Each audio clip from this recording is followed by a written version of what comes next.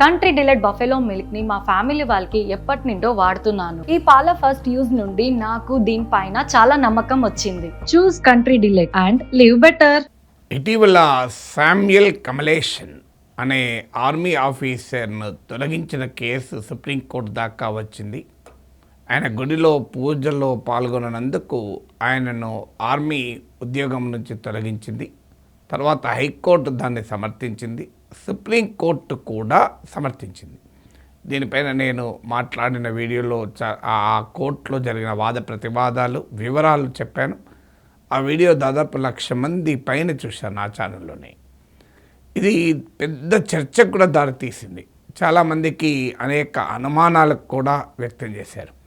అందువల్ల రాజ్యాంగం ఏం చెప్తోంది, ఆర్మీ తీసుకున్న చర్య రాజ్యాంగబద్ధమా, మరి సుప్రీంకోర్టు పౌరుల ప్రాథమిక హక్కుల్ని కాపాడాలి కదా, మతాన్ని విశ్వసించి పాటించి ఆచరించి ప్రచారం చేసుకునే హక్కు ప్రతి పౌరునికి ఉంటుంది కదా, సైన్యంలో చేరితే ప్రాథమిక హక్కులు ఉండవా? సో ఇది కాకుండా ఆ అధికారాన్ని తొలగించడం కాకుండా మరేదైనా పద్ధతి ఉందా? ఇలాంటి అనేక constitutional, legal, moral questions rise అవుతున్నాయి. అందువల్ల దీన్ని మరింత క్లారిటీ ఇచ్చేందుకు ఈ వీడియో చేస్తున్నాను. ముందుగా మనకు అర్థం కావాల్సింది సైన్యములో ఉన్నప్పుడు ప్రాథమిక హక్కులకు ఎలా ఉంటుంది అని. మన దేశంలో పౌరులు ఎవరికైనా ప్రాథమిక హక్కులు అబ్సల్యూట్ కాదు, సబ్జెక్ట్ టు రీజనబుల్ రెస్ట్రిక్షన్స్. అంటే ఏ ఫండమెంటల్ రైట్ కూడా అబ్సల్యూట్ కాదు. అంటే రాజ్యము సహేతుక ఆంక్షలు విధించవచ్చు. అది భావ ప్రజ్ఞా స్వేచ్ఛ కావచ్చు, అది మత స్వేచ్ఛ కావచ్చు, అది నిరసన తెలుపుకునే స్వేచ్ఛ కావచ్చు, సంఘం పెట్టుకునే స్వేచ్ఛ కావచ్చు. అందువల్ల ముందు మన ఫండమెంటల్ రైట్స్ అబ్సల్యూట్ అనేది భారత రాజ్యాంగం చెప్పదు. ఇక రీజనబుల్నెస్ అంటే ఏంటి, టెస్ట్ ఆఫ్ రీజనబుల్నెస్, ఆ సహేతుకత ఏంటి అన్నప్పుడు సాధారణంగా మొరాలిటీ, పబ్లిక్ ఆర్డర్, ఇలా కొన్ని ఆస్పెక్ట్స్ పైన ఆంక్షలు పెట్టవచ్చునుంది. మత స్వేచ్ఛకు సంబంధించింది అయితే ఇప్పటికే సుప్రీంకోర్టు అనేక తీర్పుల్లో ఎస్టాబ్లిష్ చేసింది. అంటే ఏ సందర్భంలో మత స్వేచ్ఛను నియంత్రించవచ్చు, ఏ సందర్భంలో నియంత్రించకూడదు అని. దాన్నే ఎక్లియాస్టిక్ జ్యూరిస్ప్రుడెన్స్ అంటారు, అంటే మత సంబంధితమైన కోర్టు తీర్పుల్ని. నేను గతంలో కూడా చాలా వీడియోలో చెప్పాను. ఈ శామ్యుయల్ కమలేషన్ కేసుపై చేసిన మొదటి వీడియోలో కూడా చెప్పాను. Essential elements of the religion అంటే గుడిలోకి వెళ్ళడము క్రైస్తవ మతంలోని ఎసెన్షియల్ ఎలిమెంట్ ఆఫ్ రిలీజన్కు వ్యతిరేకమేమీ కాదు. కోర్టు కూడా ఒక పాస్టర్ ఇచ్చిన సలహా వివరణ కూడా చెప్పింది. గుడిలోకి వెళ్ళడము అనేది పూజ జరుగుతున్నప్పుడు వెళ్ళడం అనేది is it essential element of religion. అది ఎసెన్షియల్ ఎలిమెంట్ ఆఫ్ రిలీజన్ అయినప్పుడు ఆ ఫండమెంటల్ రైట్కు ప్రొటెక్షన్ ఉంటుంది. కానీ ఇది ఎసెన్షియల్ ఎలిమెంట్ ఆఫ్ రిలీజన్ కానప్పుడు ప్రొటెక్షన్ ఉండదు. ఇప్పుడు నేను ఇతర ఉదాహరణలు కూడా చెప్పాను. ఇప్పుడు వినాయక విగ్రహాల హైటు ఇంతకన్నా ఎక్కువ ఉండకూడదు అనే రెస్ట్రిక్ట్ పెట్టచ్చు, దానికి అభ్యంతరం లేదు. So primacy of public interest అనేది రెండవది. అంటే ప్రజా ప్రయోజనం ఇమిడి ఉన్న చోట కూడా ఆంక్షలు పెట్టవచ్చు. ఇది సాధారణంగా ఎనీ సిటిజన్ విషయంలో లా చెప్తున్న అంశం. అయితే ఆర్మీ విషయానికి వచ్చే వరకు రాజ్యాంగంలో ఇంకో ప్రొవిజన్ ఉంది. ఇది చాలామందికి తెలియదు. ఇక్కడ వరకు తెలుసు, ఇప్పటివరకు నేను చెప్పిన ఫండమెంటల్ రైట్స్, వాటిపైన రీజనబుల్ రెస్ట్రిక్షన్స్, ఈ టెస్ట్ ఆఫ్ రీజనబుల్నెస్ కోర్టులకు న్యాయ సమీక్షకు నిలబడి ఉండాలి, ఇవన్నీ ఒక డైమెన్షన్. కానీ ఆర్మీకి వచ్చే వరకు article 33 of the constitution of India ఉంది. భారత రాజ్యాంగంలోని ఆర్టికల్ 33 ఏం చెప్తుంది అంటే, పార్లమెంట్ చట్టం ద్వారా ఆర్మీ అలాగే పబ్లిక్ ఆర్డర్లో పనిచేస్తున్న వారు అంటే పోలీస్, ఇంటెలిజెన్స్, ఈ 3 రంగాలకు అవసరమైన టెలికమ్యూనికేషన్ సేవలు అందించేవారు. మరోసారి చెప్తున్నారు, ఆర్మీ అలాగే పబ్లిక్ ఆర్డర్ను మెయింటైన్ చేసేవాళ్ళు అంటే పోలీస్, ఇలా ఇతర భద్రతా బలగాలు, అలాగే ఇంటెలిజెన్స్ వ్యవస్థ, మరియు దాంతోపాటు ఈ 3 ఆర్మీకి, ఇంటెలిజెన్స్కు, పోలీస్కు, భద్రతా బలగాలకు అవసరమైన టెలికమ్యూనికేషన్ సేవలు అందించేవారు. ఈ 4 రకాల రంగాల్లో పనిచేస్తున్న వారి ఫండమెంటల్ రైట్స్ను పార్లమెంట్ చట్టం ద్వారా నియంత్రించవచ్చు, తొలగించవచ్చు కూడా.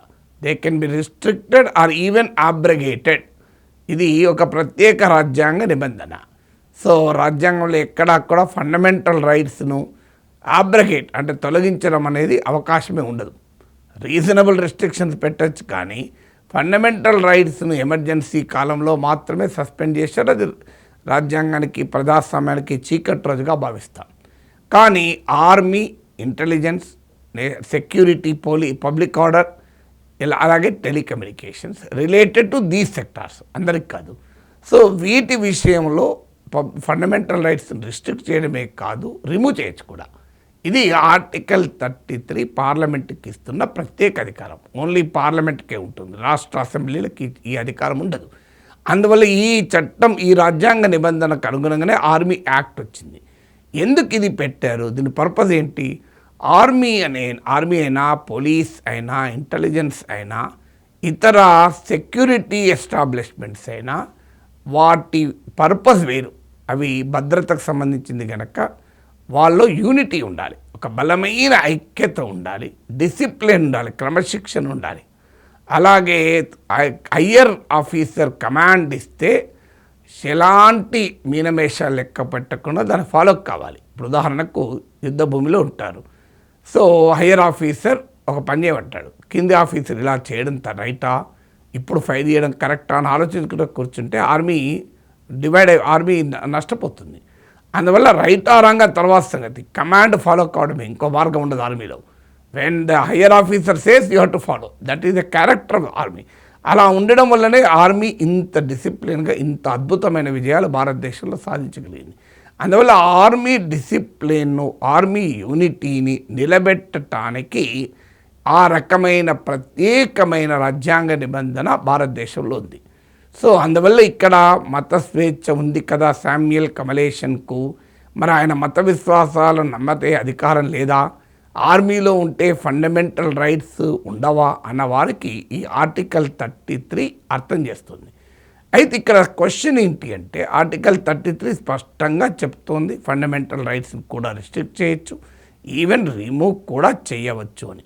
ఎందుకంటే దాని ఉద్దేశం కూడా ఇంకోటి ఉంది. ఇప్పుడు ఆఫీసర్ ఇన్ కమాండ్ మిగతా సైన్య తన టీంలో ఉన్న వారి విశ్వాసానికి కూడా పొందగలగాలి. సో అందువల్ల ఆ రకమైన యూనిటీ కొరకు ఈ రకమైన రూల్స్ పెడతారు. అదే సమయంలో ఆర్మీ రెస్పెక్ట్స్ డైవర్సిటీ. ఇప్పుడు ఆర్మీలో కూడా రెజిమెంట్, ఇప్పుడు టెంపుల్ ఎక్కడో కాదు, రెజిమెంట్ ఆ టెంపుల్ గురుద్వారా ఒక చోటు ఉంది, కొన్ని చోట్ల సర్మధర్మ స్థలాలు ఉంటాయి. ఇక్కడ సర్మధర్మ స్థలం లేకుండా టెంపుల్ అండ్ గురుద్వారా ఉంది. సో అక్కడికి రెజిమెంటల్ పరేడ్ ఉంటుంది. అంటే ప్రజల ఆర్మీలో ఉన్న విశ్వాసాలను కూడా, ఆర్మీలో ఆ రకమైన ఒక దేశభక్తిని, ఒక పోరాట స్ఫూర్తిని కల్పించడానికి కూడా వారి మత విశ్వాసాలకు కూడా అవకాశం ఆర్మీ కల్పిస్తుంది. ఆర్మీ భారతదేశంలో మైనారిటీల పట్ల ఎలాంటి వివక్ష చూపిన చరిత్ర లేదు. మీకు ఇటీవల ఆపరేషన్ సింధూర్ సమయంలో చూసాం. కల్నల్ సోఫియా ఖురేషీని చూపినటువంటి క్రమశిక్షణ కానీ, ఆమె ఆత్మవిశ్వాసం కానీ, ఆమె దేశభక్తి కానీ దేశ ప్రజలందరూ కొనియాడారు. ఆర్మీ ఒక గొప్ప ఆదర్శాన్ని చూపింది. అందువల్ల ఆర్మీ డైవర్సిటీని గౌరవిస్తుంది, సైనికుల మత విశ్వాసాలను రెస్పెక్ట్ చేస్తుంది, ఆ మత విశ్వాసాల నుంచి వారిని స్ఫూర్తి పొందడాన్ని కూడా గౌరవిస్తుంది. కానీ అదే సమయంలో ఆర్మీలో యూనిటీ అవసరం కనుక, డిసిప్లిన్ అవసరం కనుక ఈ రకమైన ఆంక్షలు ఉంటాయి. అందువల్ల ఆర్మీ ఆఫీసరు గుడిలోకి పూజ జరుగుతున్నప్పుడు నేను వెళ్ళను అని అనడం ఆర్టికల్ 33 ప్రకారం సరైంది కాదు, ఆర్మీ యాక్ట్ అంగీకరించదు అన్నది ఆర్మీ పొజిషన్. హైకోర్టు, సుప్రీంకోర్టు కూడా అదే పొజిషన్ చెప్పింది. అయితే ఆ సదర్ మీడియా రిపోర్ట్ల ప్రకారం ఆ సదర్ ఆఫీసరు ఏ మత విశ్వాసాన్ని కించపరచలే. అతను ఆ రెజిమెంట్ పరేడ్లో ఆ టెంపుల్ గురుద్వారా కాంప్లెక్స్ పరేడ్లో పాల్గొన్నాడు, ఆ సాంప్రదాయాలను ఫాలో అయ్యాడు, షూస్ కూడా విడిచాడు. సో తన తోటి సైనికులతో చివరి వరకు కూడా ఉన్నాడు. ఎక్కడ సమస్య వచ్చిందంటే, పూజ జరుగుతున్నప్పుడు లోపలికి రాను, నేను బయట గౌరవంగా నిలబడతాను అన్నాడు. అక్కడ సమస్య వచ్చింది. అందుకే ఇక్కడ ఏం చేయవచ్చు మరి అంటే, డెఫినెట్గా ఆర్మీ తీసుకున్న చర్య చట్టవిరుద్ధం అనలేం. చట్టం ప్రకారం, రాజ్యాంగ ప్రకారమే చర్య తీసుకున్నారు, ఇందులో అనుమానం లేదు. కానీ రూల్స్ వర్సెస్ వాల్యూస్. రూల్స్ ఏం చెప్తున్నాయి? కరెక్ట్గా సైన్యంలో ఉన్న వారికి అవసరమైతే ఫండమెంటల్ రైట్స్ వర్తించవు. రూల్స్లో ఎక్కడంటే అభ్యంతరం లేదు. ఇండియన్ ఆర్మీ ఇల్లీగల్ పని ఏం చేయలేదు. సుప్రీంకోర్టు ఇల్లీగల్గా ఏం తీర్పు చెప్పలేదు. ఆర్టికల్ 33 ఆధారంగా తీర్పు చెప్పింది. అలాగే గుడిలోకి వెళ్ళడం అనేది క్రైస్తవ మతం అంగీకరించదని ఎక్కడా లేదు కనుక ఎసెన్షియల్ ఎలిమెంట్స్ ఆఫ్ రిలీజన్ కూడా ఎక్కడా అడ్డంకి లేదు అనేది కోర్టు చెప్పింది. కానీ సమస్య ఏంటంటే వాల్యూస్, కంపాషన్, ఎంపతి, టాలరెన్స్ అనేది ఆర్మీ చూపుతున్న గొప్ప వాల్యూస్ కూడా. మరి ఇక్కడే ఇష్యూ వస్తుంది. అందుకే జస్టిస్ చిన్నపరెడ్డి అన్న మాటల్ని ఇటీవల హిందూలో రాసిన ఆర్టికల్లో supreme court senior advocate Sanjay Hegde quote చేస్తాడు. ఆయన చెప్తున్న ఆర్గ్యుమెంట్ ఏంటంటే ఆర్మీ చేసింది రైట్, సుప్రీంకోర్టు తీర్పు చెప్పింది కూడా లీగల్లీ కాన్స్టిట్యూషనల్లీ రైట్. ఆర్మీకి ఎక్కడా మైనారిటీల పట్ల వివక్ష చూపిన చరిత్ర లేదు. ఆర్మీ భారతదేశంలో చాలా గొప్ప విలువలకు ప్రతీక, గొప్ప సంప్రదాయాలకు ప్రతీక, అద్భుతమైన క్రమశిక్షణ సామర్థ్యానికి ప్రతీక. అందువల్ల భారతీయ ఆర్మీకి ఆ గొప్పతనం ఉంది. అన్ని మతాలకు చెందిన సైనికులు దేశాన్ని కాపాడడంలో కీలక పాత్ర పోషిస్తున్నారు. అలాంటి మతపరమైన విభేదాలు ఆర్మీలో లేవు. మనం తప్పుడు అభిప్రాయానికి రాకూడదు. కానీ రూల్స్ అండ్ చట్టం ప్రకారం తప్పు గనక శామ్యుయల్ కమలేషన్ను తొలగించారు. ఇక్కడ సంజయ్ హెగ్డే ఒక ఇంట్రెస్టింగ్ అబ్జర్వేషన్ చేస్తున్నాడు. రూల్స్ ఓకే, కానీ టెస్ట్ ప్రపోర్షనాలిటీ. సో ఎక్కడా మత విశ్వాసాలను అగౌరవపరచలేదు, కించపరచలేదు, ఫాలో అయ్యారు. కానీ ఒక్క పాయింట్ దగ్గర మాత్రం తన మత విశ్వాసం ముందుకొచ్చింది. అంటే తాను సైన్యంలో ఉన్నాడు, ఆ సైనిక క్రమశిక్షణ రూల్స్తో పాటు తన మత విశ్వాసాలు కూడా గుర్తొచ్చాయి. ఈ రెండింటి మధ్య బ్యాలెన్స్ చేయలేమా? అంటే military unity, military discipline, military rules, అలాగే ఒక వ్యక్తి విశ్వాసాన్ని గౌరవించడం అనేటువంటి ఒక ఎంపతి, ఒక టాలరెన్స్, సహనం, వీటి బ్యాలెన్స్ చేయలేమా అనే ప్రశ్న సంజయ్ హెగ్డే అడుగుతున్నాడు. సో జస్ట్ చిన్నపరెడ్డి నేను కోట్ చేస్తాడు. మన సాంప్రదాయం సహనాన్ని నేర్పుతోంది, మన తాత్విక చింతన సహనాన్ని నేర్పుతుంది, మన రాజ్యాంగం కూడా సహనాన్ని నేర్పుతుంది అని జస్టిస్ చిన్నపరెడ్డి అన్న మాటలు. Our tradition teaches us tolerance, our philosophy teaches us tolerance, our constitution teaches us tolerance. In fact our army also stands for tolerance. అందులో అనుమానం వెళ్ళలేదు. మరి అలాంటప్పుడు కాస్త టెస్ట్ ప్రపోర్షనాలిటీ, అంటే చేసింది చట్ట వ్యతిరేకమైన శిక్ష సైన్యం నుంచి తొలగించే దాకా వెళ్ళాలా, తొలగించకుండా ఇంకేదైనా కాస్త క్రమశిక్షణ చర్య తీసుకొని వదిలివేయవచ్చు కదా. ఎందుకంటే సైన్యం కూడా ఒక అధికారిని కోల్పోవడం కదా. సో ఇది రాంగ్ సిగ్నల్ పోయే అవకాశం ఉంటుంది. ఇంత డెప్త్గా రాజ్యాంగం ఏం చెప్తోంది, చట్టం ఏం చెప్తోంది తెలియని వారు, ఈవెన్ సామాన్యుడు అనుకునే అవకాశం ఉంటుంది. అందుకే ఇంత వివరంగా నేను మరోసారి వీడియో చేయడానికి. అందువల్ల కాస్త అక్కడ అధికారులు ఇది కోర్టు దాకా రాకుండా, లీగల్ డిస్ప్యూట్ రాకుండా ముందుగానే కాస్త ఓపిక పట్టి సహనాన్ని చూపి కాస్త ఎంపతి ప్రదర్శించి, ఎక్కడా అగౌరవపరచలేదు కదా కానివ్వండి అని ఒక చిన్న శిక్ష, ఒక 15 రోజులు సస్పెండ్ చేయడమో లేదా ఒక ఇంక్రిమెంట్ ఆపడమో అలా చేసి వదిలేసి ఉండవచ్చు కదా. అఫ్కోర్స్ జస్ట్ సంజయ్ హెగ్డే ఇలా ఆ శిక్షనేమి స్పెసిఫై చేయలేదు. కానీ ఒక టెస్ట్ ప్రపోర్షనాలిటీ రీత్యా ఇంత తీవ్రమైన పనిష్మెంట్ లేకుండా ఉంటే ఈ ఇష్యూ వచ్చేది కదా. ఒక్కసారి కోర్టులకు వచ్చాక అనివార్యంగా ఆర్మీ యాక్ట్ను, రాజ్యాంగంలో ఆర్టికల్ 33ని డిఫెండ్ చేయాల్సి వస్తుంది. అనివార్యంగా కోర్టులు చట్టం రాజ్యాంగం ప్రకారమే తీర్పులు చెప్పాల్సి ఉంటుంది. సో కోర్టు ఇప్పుడు చెప్పరాదు మీరు సహనాన్ని పాటించి ఉండవచ్చు అని. సర్వేపల్లి రాధాకృష్ణన్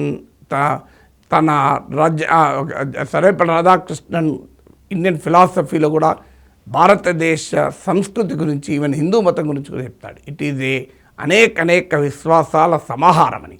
అందువల్ల మన రిలీజియన్లో, ట్రెడిషన్లో, తాత్విక చింతనలో ఆ టాలరెన్స్ ఉంది. జస్ట్ చిన్నపరెడ్డి సెక్యులరిజం గురించి మాట్లాడుతూ ఇంకో మాట అంటాడు, Indian constitution is a secular constitution, కానీ మతం పట్ల ఒక పర్మిసివ్ యాటిట్యూడ్ని తీసుకుంది. ఎందుకంటే భారతదేశం ఒక డీప్లీ రిలీజియస్ సొసైటీ కనుక పూర్తి సెక్యులరిజం పేరిట మన మత విశ్వాసాలను కాదనలేం కనుక కాస్త అనుమతించే ధోరణిని తీసుకుంది అని. సో ఈ పర్మిసివ్ యాటిట్యూడ్ కనుక అక్కడ ఉన్న అధికారి చూపెట్టి ఉంటే ఇంత దాకా వివాదం వచ్చేదే కాదు, ఇంత చర్చ జరిగేదే కాదు. కానీ బహుశా అతను రూల్స్ ప్రకారం వెళ్ళాడు.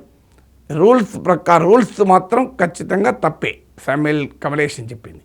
ఇక ఆ తప్పుకు శిక్ష ఏ స్థాయిలో ఉండేది అన్నప్పుడు సహనము, టాలరెన్స్, ఎంపతి, కాస్త ఇతర విశ్వాసాలకు కూడా పోనీలేండి అనే ఒక ఉదార ధోరణి, ఇవన్నీ వాల్యూస్ సంబంధించింది. అందువల్ల రూల్స్ వర్సెస్ వాల్యూస్ అనే కాన్ఫ్లిక్ట్ ఇక్కడ వస్తుంది. సో సైన్యానికి వచ్చేటప్పుడు అందువల్ల సైన్యం చేసింది తప్పనే భావనలు ఉండాల్సిన అవసరం లేదు. మన కోర్టులు ఏదో మైనారిటీలకు వ్యతిరేకంగా సైన్యం ఉన్నట్టు కానీ కోర్టులు ఉన్నట్టు కానీ భావించాల్సిన అవసరం లేదు. ఇది క్రిస్టియన్ ఆఫీసరు గుడిలోకి వెళ్ళడం విషయంలో జరిగింది. రేపు చర్చిలోకి వెళ్ళడానికి హిందూ ఆఫీసర్ ఒప్పుకోకపోయినా ఇదే రూల్ వర్తిస్తుంది. సో అక్కడ యాక్సిడెంటల్గా ఆడ క్రిస్టియన్ ఆఫీసర్ కావచ్చు, శామ్యుయల్ కమలేషన్ టెంపుల్ గురుద్వారాలకు వెళ్ళకపోవడం కావచ్చు. It can be the otherwise also. మీకు హిందూ ఆఫీసర్ అయి నేను చర్చిలోకి వెళ్ళను అన్నాడు అనుకోండి, సేమ్ రూల్స్ వర్తిస్తాయి, సేమ్ కాన్స్టిట్యూషనే వర్తిస్తుంది. అందువల్ల కాన్స్టిట్యూషనల్ పొజిషన్, లీగల్ పొజిషన్ ప్రకారం సరైనదైన శామ్యుయల్ కమలేషన్ కేసులో జరిగింది. బట్ కాస్త సహనాన్ని, ఓపికను, ఉదార ధోరణి, ఫర్గివింగ్ యాటిట్యూడ్ చూపెట్టి ఉంటే ఇంత వివాదం అయ్యేది కాదు. ఆ సంబంధిత అధికారి అక్కడ ఎవరైతే చర్య తీసుకున్నాడో ఇక్కడ దాకా రాకుండా ఉంటే బాగుండేది, ఇక్కడ దాకా రాకుండా జాగ్రత్త పెడితే బాగుండేది అని సంజయ్ హెగ్డే వాదన. వెల్, ఇట్ ఈస్ అగైన్ ఎవరి ఒపీనియన్ వారికి ఉండొచ్చు. రూల్స్ ఫాలో కావడమే ముఖ్యమైన అభిప్రాయం ఉండొచ్చు. So I'm not taking a stand here. Position మాత్రమే ఎక్స్ప్లెయిన్ చేస్తున్నాను.